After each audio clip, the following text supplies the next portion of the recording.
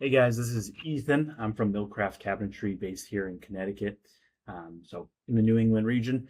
And I just wanted to make this little video series on commercial casework, millwork, basically the commercial industry as a whole. I'm going to cover a bunch of different topics. I always see this stuff come up in the forums on, how do I get into commercial work? What do you look out for? So this is sort of a all-encompassing series on that. So the first thing I wanted to get into is actually like bidding commercial work. Like, how do you get bids? How do you get contractors to send you them? And sort of what are the bid platforms that are out there? So quickly, I'll talk about the bid platforms. There's a few of them out there. The most common ones are Building Connected, Procore. There's like iSquarefoot. There's a couple of other platforms as well. But basically, how it works is general contractors pay for these platforms to submit bids out to subcontractors like yourself. So you create a profile for your company, your service area, the different scopes you're willing to bid on, and then as contractors have bids come up, they'll send them out to you. Now, a lot of them are bids you're probably not going to want to ever touch because some of them are national contractors or big chains, just install, whatever it might be. But they'll send them out here. You can kind of go through them and decide if it's worth your time. So they'll normally come through. This is like Procore's example. I'll show you quickly. It'll have all the basic information. There'll be a document section, which will have the prints, spec books, really anything you might need. They might have scopes in them. So it's up to you to kind of go through them, which we'll cover in another section of the video. But basically, this is one way to get bids or on contractors' bid list. The other way is really like a more self-generated organic approach, which would be going out, and this could be physical, like door knocking at general contractors, or calling down there, finding an email online, whatever it is, and just saying, hey, I want to get on your bid list. I'm a commercial casework contractor. I'd like to get on your bid list. Send me bids as you have them, and I'm happy to put a price on them for you, if it fits. That's really a good way to get your foot in the door. That's how we've gotten a lot of our work. I've also gotten a lot through these bid platforms too. But it's not as easy as just accepting the bid, marking it as your bidding, putting a number on it and submitting it. You really need to follow up with the estimators. They're getting at least 3 bids on most of these jobs. And they're probably going to work with a contractor they've already worked with, unless you really, aggressively kind of reach out to them. A lot of the time through the bid platforms, I'll directly email the people saying, hey, I received this on Building Connected, happy to bid. Wanted to introduce myself to you and kind of who we are. Let me know if you have any questions. Or maybe send them some previous work. We also have like a document that's sort of like a pre-qualification document, which has a few of our recent projects, listing out architects and maybe more known projects that we've done. It just helps to build credibility with these people so that they actually can trust, to carry your number. Because a big thing from an estimator standpoint is they need to trust that, whoever they're using as their number when they bid, they can actually trust that they're going to execute, right? If you give them a $40,000 bid, but it probably should have been $80,000, they're going to be in big trouble when you realize you can't afford to do the job and you walk away from it or something, because they're not going to find another contractor to do it for $40,000, and then they're going to have to either eat that or, try to get a change order or something. It's problematic for them. So they really need to be able to trust you. They need to be able to trust your number. So that's sort of the way to get on bid lists, which is really the first main thing. Once you have contractors sending you stuff, then there's a lot of other things we need to worry about and think about. But this is sort of the first portion of this video.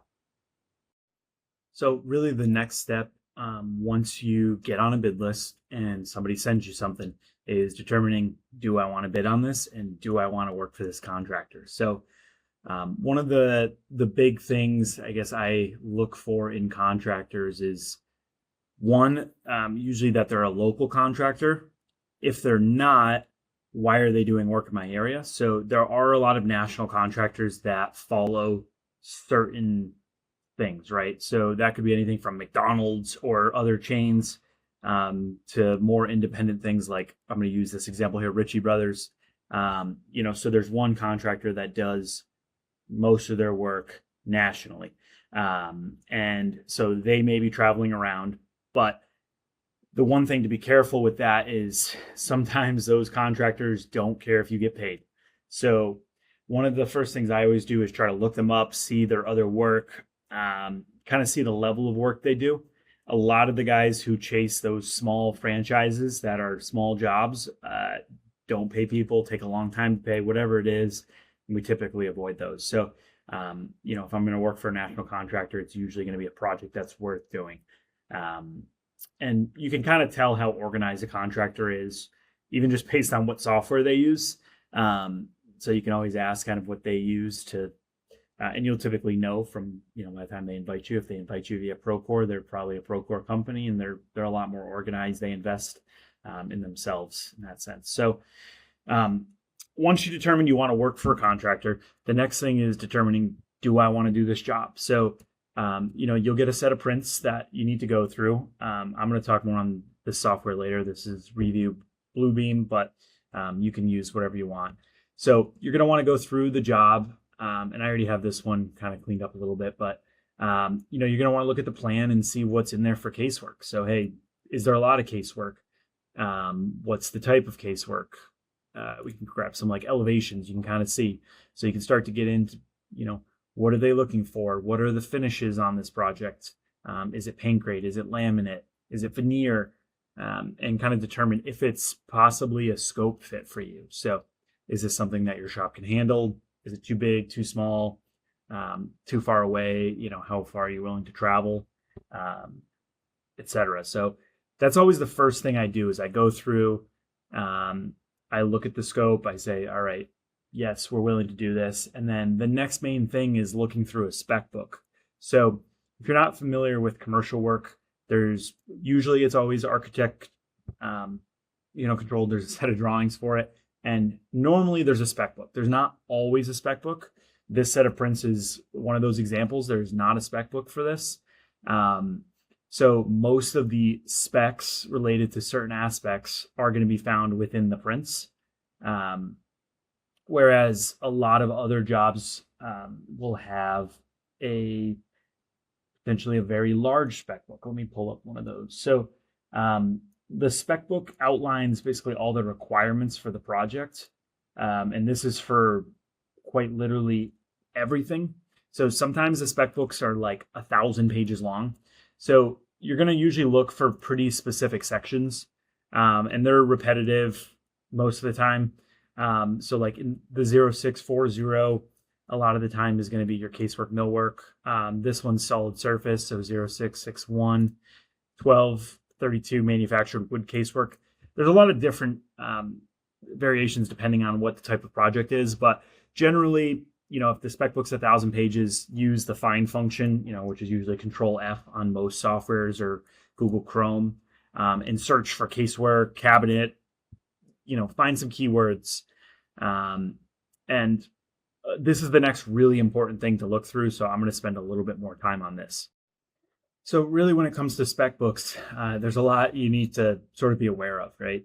A lot of the time, this will specify, what the job consists of. So in the case of this, they're going to be looking at, this is a veneer and solid wood. So it has a finish portion of it. So when you get through it, you need to look. So like solid wood, performance requirements, engineered wood products. A lot of the time, the spec books kind of cover a lot of things, not necessarily a specific job's worth. Sometimes they do like this one, slab full overlay, finish, brown sugar H00 with standard top coat. They're calling out some of the case details. This stuff, not really that important, as long as you're building your cabinets to, AWI spec and they're approving how you build them. So a lot of the time they're going to let some of this stuff slide. In this case, they wanted a dovetail drawer box that they wouldn't move on. So some of those things are important to take a look at. But the number one thing you need to look at in commercial work is AWI requirements. So if you're not familiar with the AWI, it's the Architectural Woodwork Institute. It's basically a set of spec books, which I have over here, but on basically like load requirements, finish requirements of casework or architectural millwork, really anything within it, solid surface, you name it. So it outlines, the performance characteristics that your cabinet needs to meet. Most of the time in commercial work, they're just going to reference that you build to the AWI standard, and that's the reference standard. So right here, you'll see references. So they're referencing ANSI, BHMA, and they're actually not specifically, right here, Architectural Woodwork Institute. So sometimes they'll reference a standard. So it's important to look at that. But the number one thing that you can get in trouble with is there's something called AWI QCP, which is Quality Certification Program. So in order to meet a quality certification program requirement, you need to be a QCP shop. So that means you need to send test cabinets out to the AWI. They're going to test them and they're going to certify you. It also requires, paying a percentage into a project, having them inspected possibly. There's a lot of different, variation with the QCP stuff. Generally, if you see QCP and you're not a QCP shop, say goodbye. You're not going to bid this project. Email them back and say, hey, sorry, not interested because this is a QCP project. Typically, you're going to see QCP on like state town work, like fire stations and town halls. A lot of the time you'll see QCP work there. You might see it, in larger hospitals, medical, things like that. In this case, this is a university, so that's why they have QCP. Now, sometimes with QCP, the architect is willing to waive that requirement. So just because it's in a spec book doesn't necessarily mean they're going to enforce it. So you can do what's called an RFI, which is a request for information. So you can submit that through the general contractor. They'll submit it to the architect in the bidding process and say, hey, are you willing to waive the QCP requirement? And normally they'll do that on smaller jobs. Like the job in this spec book was like 5 cabinets. It was a really small, just little elevation, and they had no problem waiving it. You're not going to get it waived on a large state job, most likely. And truthfully, it's probably not the work you're going after if you're watching my video, because you're just getting into this. It's not where you want to be starting out. So that's sort of an overlay, I guess, on QCP. So sometimes what I'll do is literally Google search, or I'm sorry, not Google search, but use the find function and search for some keywords like AWI, QCP, right? It'll pull it up. That way you can just see if that requirement exists. And that's usually something I do in the first 5 minutes at looking at a bid. And then boom, if it's in there, I'm out. If it's not in there, then, hey, I'm going to continue to look at this and determine if it's something I want to bid on. All right. So you've decided you're going to bid on the project now. You reviewed the spec book. You're qualified. You marked it as will bid, or you responded to the email of the contractor saying, yes, I will bid on this project. That's an important piece of it. Because it obviously just is another touch point. So it's going to help your case when it comes to, possibly winning a job. If you just send a bid at the end after making zero contact the whole way through, they, one, don't know your bid's coming. So they may have already moved forward with somebody else's number, or, two, they just they're not going to care the same way. So you need to build that relationship. That's the key with everything commercial, is relationships. I mean, I think that's true in most business, but definitely in commercial, that relationships is key. So the next thing you're gonna have to do is, you got to do takeoffs. So what takeoffs are is, all the information you need to formulate a bid. So in the case of, commercial cabinetry, and specifically like this set of plans here, it's, it's going to be all of these areas of casework. So I already have this all marked out. You can do this in software, or you can do this on literally pen and paper, right? So you could print out the set of prints. You can use a scale ruler. You can take measurements. You could highlight, mark it, however you want to do it. I used to do it that way, where I printed it out and then I paid the very nominal fee that is Review Bluebeam, which is this software. And I would never go back in a million years. So this is by far, I find, the easiest way to do takeoffs is in the software. It's super quick. and it just makes it so easy to get measurements and mark things up. And honestly, I don't even use a hundredth of the function that this software has. You can spend a lot of time doing a lot more. I use it for very basic stuff, but it works for me that way.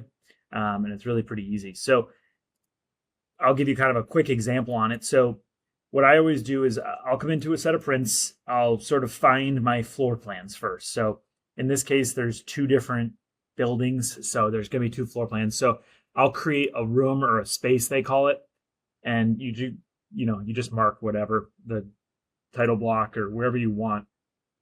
And then I'll label it. So I'll have my plan for my admin and my plan for my yard. So those are my two plans. And then personally, I like to mark out all the areas of casework just so I can look from a floor plan view on kind of what the scope looks like. And then it helps me to verify that I got all the scope later on. So I'll go through, I'll mark my plans, I'll find the finishes. So this one, laminate finish casework, it's not determined. The solid surface, not determined yet. I'll go and find, this is the finished plan for the other building. And then sometimes there's like enlarged floor plans, which will usually just help to show a little bit more detail when it comes to casework, countertops, more complicated areas.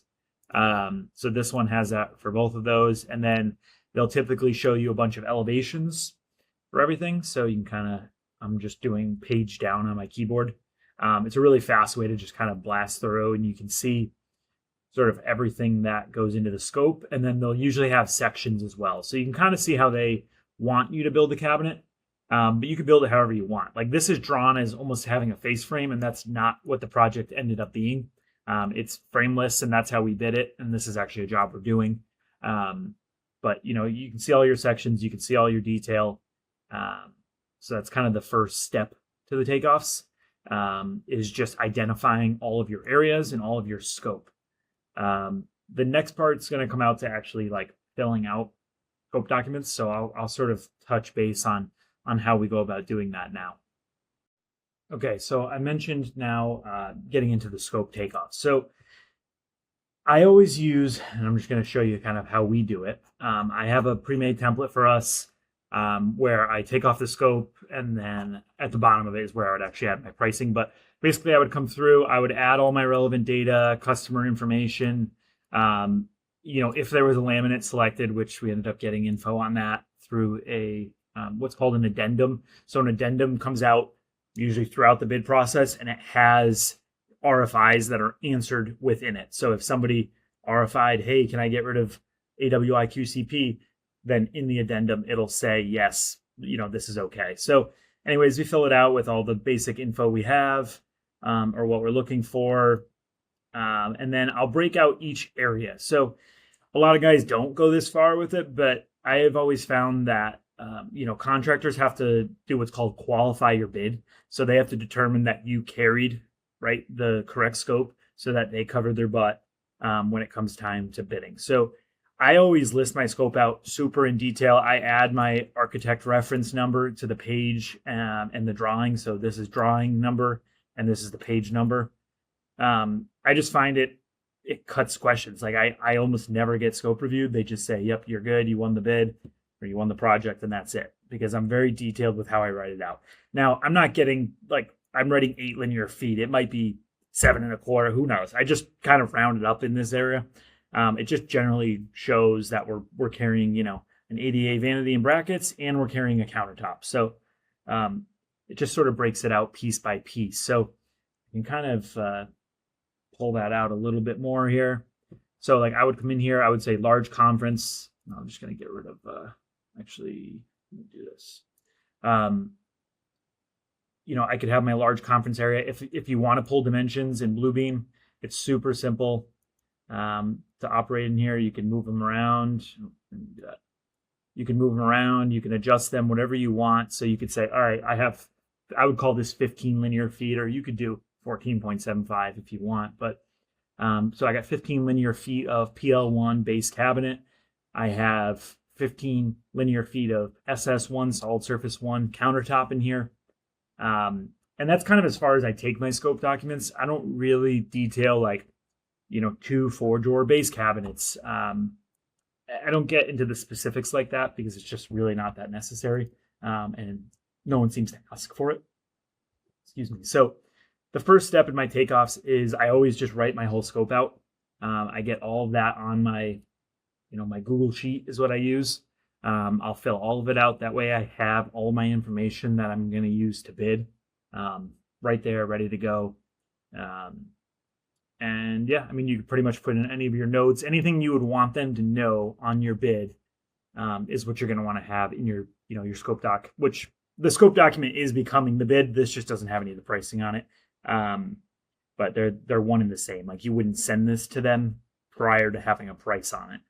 It's really just for internal use. But I've always found that, put as much detail as you can in. Like if they specified hinges or they specified wire pulls or whatever it might be, really try to detail it out because it shows that you read the spec book, that you understand the scope, and it's going to cover your butt when it comes to, like, if they award you the job and they say, hey, actually, we need, this undermount slide. Well, that's not what the spec book had, and that's not what my bid carried.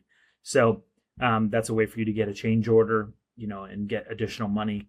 And it's just really clear. That way there's nothing. It's sort of the same argument you can make for shop drawings, right? You want to have full clarity. You want to detail everything so that there's no questions and, ultimately the liability doesn't come back on you.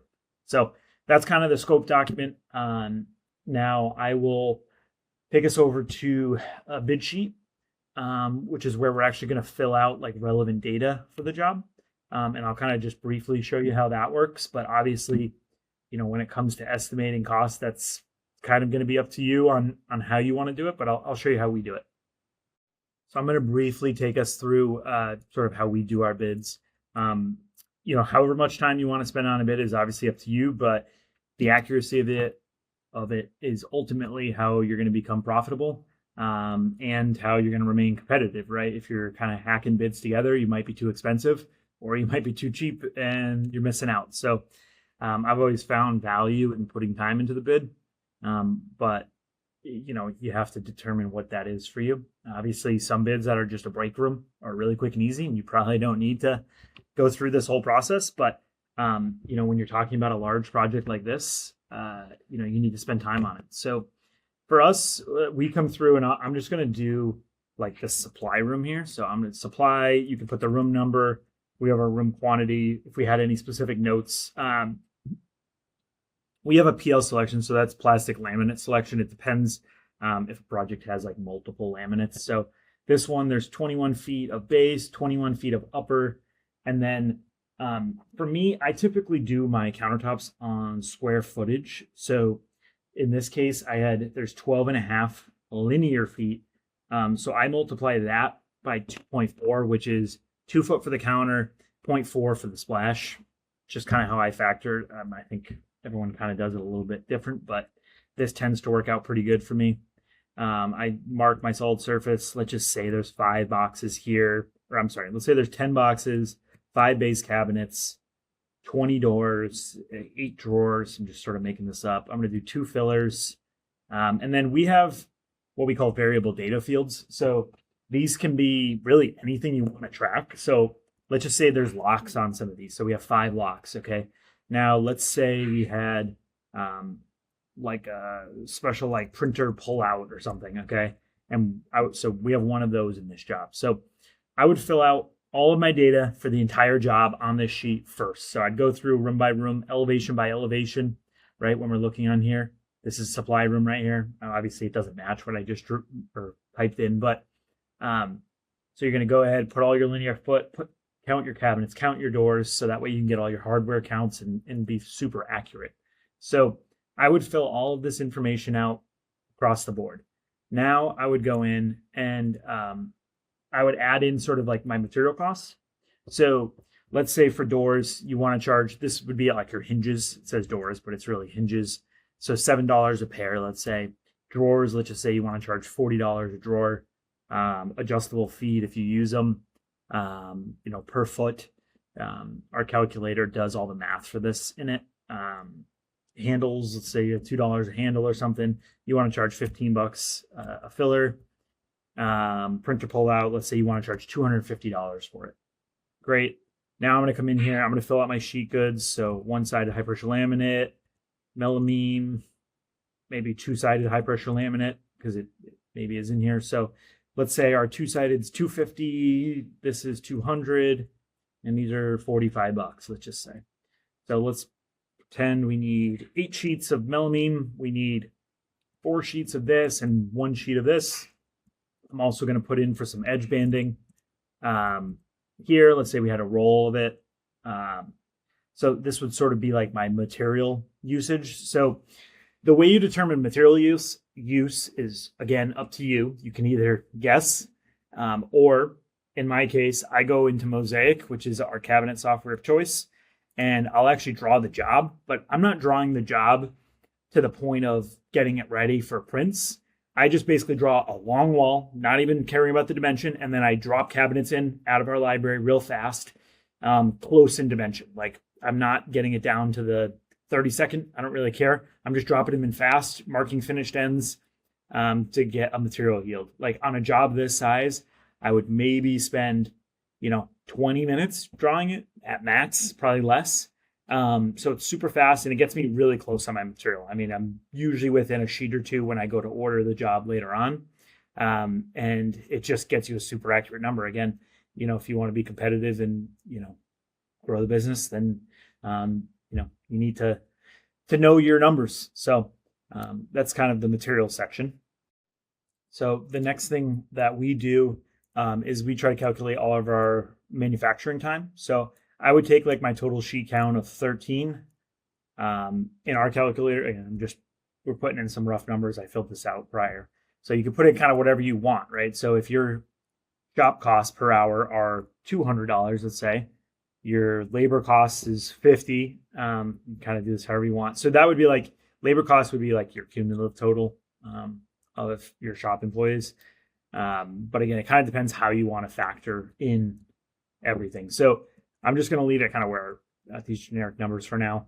And then we come in and we modify. So like if we had something that was going to take a long time on the CNC, right, and we need more time per sheet, I would fill this out a little bit higher maybe.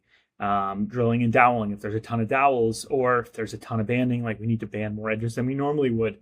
If we had 3mm edge banding and we need to, polish it because it's dark or clean up edges, whatever it is.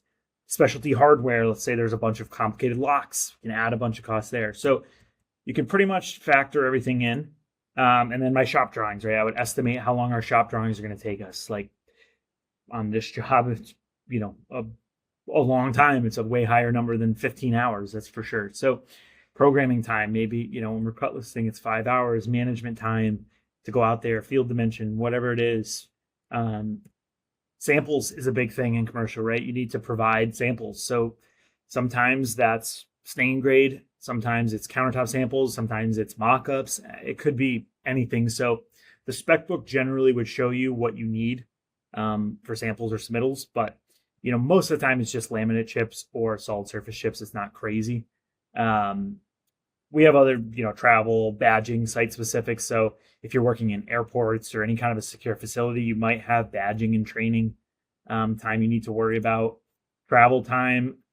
Another big thing is, logistics. So this isn't factoring the install time, but when we get to install, you really need to think about how long it takes you to walk in every single day or move your shit to and from different areas. I mean, you can lose hours a day just moving around. So something to really think about. Let's put like a shipping cost on this. So generally this is, I guess I got to go countertops too.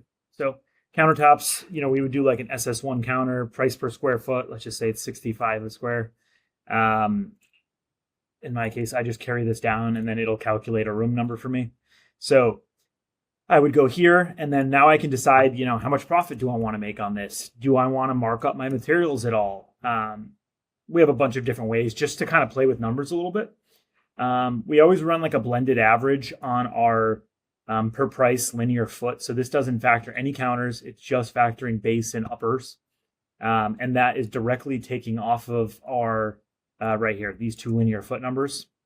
So I always use this sort of as a measurement of where I think I'm going to land competitively.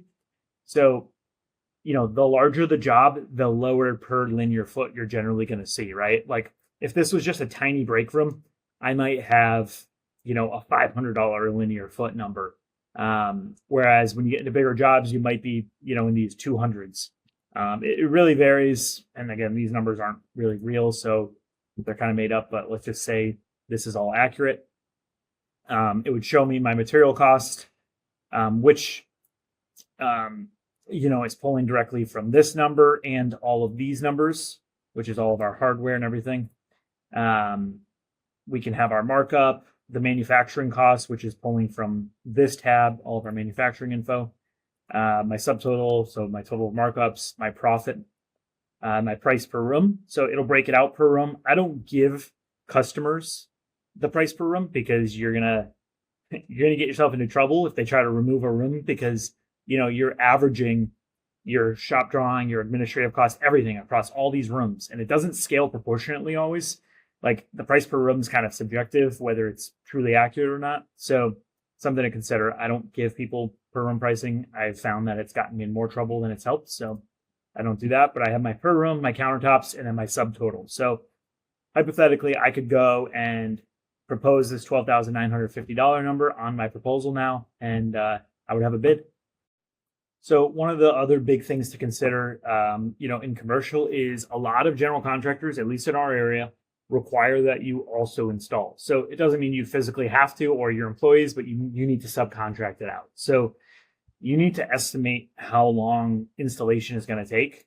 I do have one built into our calculator where I can adjust our hourly rate. So if I want to charge for like 2 guys at $75 an hour, and then I can adjust my time so I can add costs for lower linear footage, upper linear footage, for fillers, for ADA sinks, for every piece of variable data, I can add a little bit of cost to it if it's something that's going to add time. So if we had, something really specific or unique or an architectural feature wall or something, you can kind of calculate your cost there. But yeah, we generally would fill this out, or, we would grab it from, or we'd come up with it another way, right? We'd kind of estimate, hey, I think this is going to take us, 2 days to install it. We want to charge $1,200 a day minimum. Okay, it's $2,400 or maybe some travel, whatever you need to do for your numbers to make sense. But it's a lot of GCs, again, in our area at least, do require that we carry that. If I didn't carry install, they might not use our number because they may not have their own people to install or they don't want to deal with it. So that's something that's a little bit different than a lot of residential stuff where, there might be a different installer doing it and you're just selling them the cabinets, or the contractor themselves is doing it, right? You see that stuff all the time. So that's sort of my bid sheet. I mean, I don't know if there's really, we have a linear foot pricing too that we'll do for baseboard, running, standing trim, stuff like that. If we had to do finished carpentry. But generally we wouldn't really get into that. Excuse me. And then we also have a way to break out our costs into a schedule of values. So a schedule of values is something that I'm not really going to cover in this. Derek Asbury has a really good video on schedule of values, but it's basically how you bill in commercial. It's a whole other thing that we can kind of talk about in a different video. You could spend a lot of time thinking about that, but I want to stick kind of just on estimating in this video. So this sort of encompasses, how you would get it from reaching out to somebody, getting them, getting on their bid list, right? And, responding quickly to these people is definitely a key. If you can show that you're hungry for it and you're going to be a good person to work with, then they're going to be more likely to work with you. Then you can go ahead and do your takeoffs, qualify the bid, fill out, the estimate sheet, submit your bid. And then, we always try to follow up, a couple weeks later. Sometimes the bids aren't chosen for months. We land jobs sometimes 6 months after bidding. So sometimes you need to do an updated number. So, having on your bid sheet, having this quote is good for 30 days is important. That way you have an opportunity to update your bid. Or when tariffs hit, we used to have a tariff clause on there that, just kind of cover our butt in case something changed. Because with all that uncertainty. But yeah, that's sort of it, I think. So if you have any questions, feel free to leave some comments. Happy to answer them, happy to talk. I know there's a lot of people that were kind of curious on how you get into commercial, how you start bidding. So I thought I would just make this video and, see if it helps anybody. So again, feel free to reach out with questions.